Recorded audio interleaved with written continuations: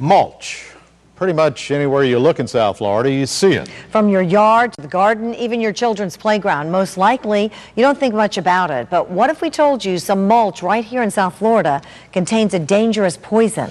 Contact 5 has been collecting mulch samples from all around our area. And tonight, Shannon King joins us with the results of her 2-month investigation. Shannon. Jim, Laurel, what we found was alarming. This poison is sitting in many cases just outside your front door. But what's more disturbing? There's no government agency assigned to clean this problem up.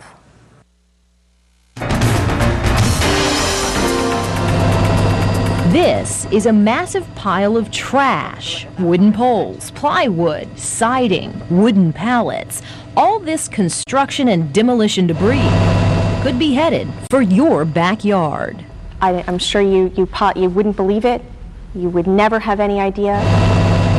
From your view inside Chopper 5, watch as construction debris is pulled from this pile, transferred by bulldozer to this massive grinder, and sprayed out the other end in tiny chunks, chips of wood. Once they add a little red dye, you guessed it, this will be mulch, ready to spread in your backyard. Many environmentalists actually say this is a good thing, that recycling garbage like old, unwanted construction debris and turning it into mulch keeps it out of our bulging landfills. But after 2 months of sampling and testing, Contact 5 has discovered a widespread problem. That if you're not careful about where you buy this stuff, you could be spreading a poison to your very doorstep. It blows my mind. Lene Dayoff is an environmental activist and works for a huge mulch producer. There are some laboratory test results that show a range of arsenic anywhere from 40 to 120 parts per million in any given bag of this mulch. She's getting the word out on the dangers of what industry insiders call dirty mulch. This is a hazard. This does have the potential to make humans and animals sick. I think that's a really huge problem. It's the only place that we've been exposed to arsenic. It was a serious problem for this family more than 2 years ago. Yet the government agency charged with protecting you from this toxin is just starting to pay attention to the problem. I think it's obviously of something that people should be cautious about, but what's a safe level, I really don't know what to say on that. Is there a danger here to the public? Is there a danger to the public? Yes, there is. The high level of arsenic content would be a major concern.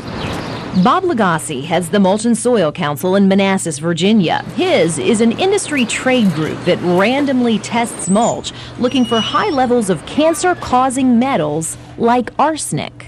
In that testing, have you found high levels of arsenic in mulch here in the state of Florida? Yes, we have. And this is the culprit, outdoor lumber, pressure treated with CCA. That's chromium, copper, and arsenic. It's been used for years on decks, docks, and fences, even children's playgrounds, because it stands up well against the elements. But a series of tests in the early 90s showed the CCA metals were leaching out of the wood at levels high enough to cause cancer. The lumber was pulled out of playgrounds across the country, but now it's showing up again. My feet were numb, my legs were numb. In your backyard as recycled mulch. We were just landscaping, just like millions of people do. Victor and Nancy Alvarez started feeling strange after landscaping their home in the Florida Keys. Pins and needles on your feet, it's just a sensation, like a electric sensation in your body. Their official diagnosis, arsenic poisoning. And guess where it came from? From the mulch. They told my husband, his neurologist said that it'd take a couple years for the nerve endings to regenerate. Their doctor also told Victor he was so highly dosed with poison, it could have killed him. So Contact 5 set out to track down arsenic-tainted mulch in our area. We spent 2 months pulling samples from North Palm Beach to Wellington to Boca Raton. We gathered our samples at parks, private homes, and businesses like Channel 5. Then we went shopping and gathered more samples from bags purchased directly from retailers. We took all of our samples for testing to Jupiter Environmental Lab Tara Barty is a geologist here. We run a lot of arsenic. Arsenic's a very important issue in Florida soils. Why is that? It's a carcinogen, so it'll cause cancer if it's at too high, if you're exposed to it at too high of a level. In fact, according to Florida's Department of Environmental Protection, the soil in residential areas should be cleaned up if arsenic levels exceed 2.1 milligrams per kilogram. So how did our samples fare? 19 out of 35 tested above the state cleanup limit for residential soil. It was 7.1 milligrams per kilogram. When we ran another piece of wood out of the same jar, it was 140. And for B1, we got 370, and then another piece was 3.3. So this is high. Oh, yes. It's extraordinary. If the Florida Department of Environmental Protection says 2.1 milligrams per kilogram isn't the limit, the upper limit for soil in the state of Florida, and after which you have to take some kind of remedial action with it, and it's unsafe for people to be exposed to for longer periods of time, I can't imagine that mulch with 370 would be acceptable. It wouldn't be to me. I wouldn't plant in it, I wouldn't let my kids play in it, and I wouldn't let my dogs roll around in it. It's very high levels. 370 was the highest level we found. If your clients got back high levels of arsenic like these in soil or water, what would you advise them to do? I'd ask them to call DEP and find out why there was so much arsenic in the mulch. The DEP she refers to is the Florida Department of Environmental Protection. We don't have a number for mulch.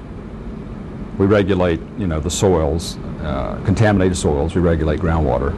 Richard Tedder is the head of DEP's Solid Waste Division. We really don't have any health-based numbers for what is a safe level of arsenic in mulch. Why not? I mean, if we have it in soil and we have it in water, why not mulch?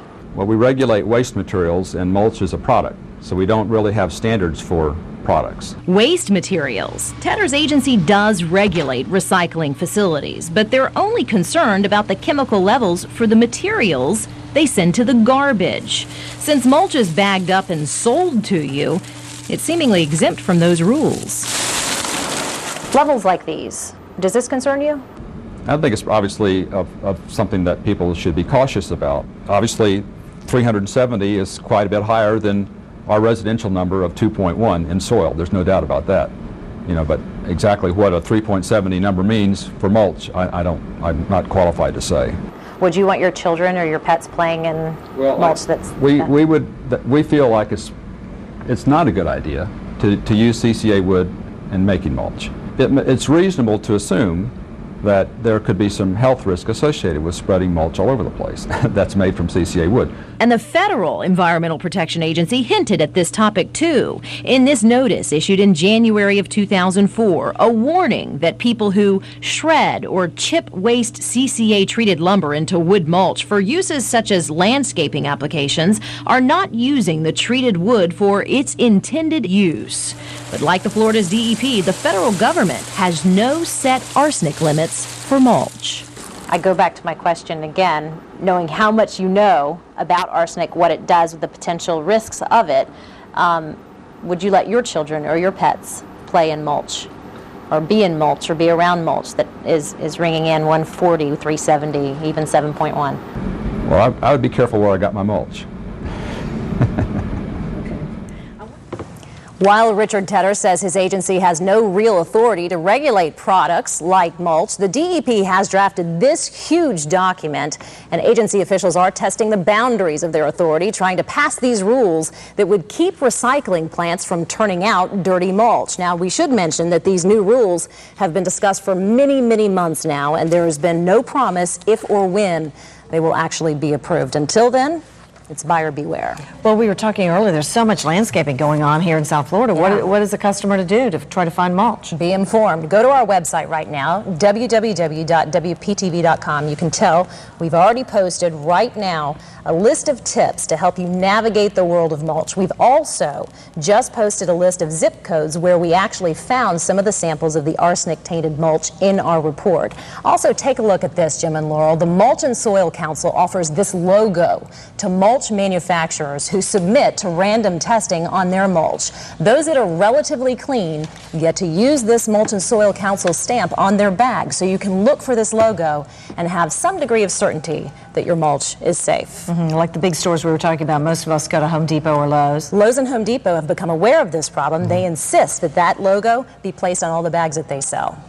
Well, something to think about. There's so many bags of mulch around our homes. What was the Channel 5 number, by the way? We had dirty Just mulch, wondering. 7.8. Yeah? 7.8. So wonderful. I'm waiting for the statement from our lawyers. I'm just teasing. Well, we're not rolling around in the mulch, but still. That's right. We could do better.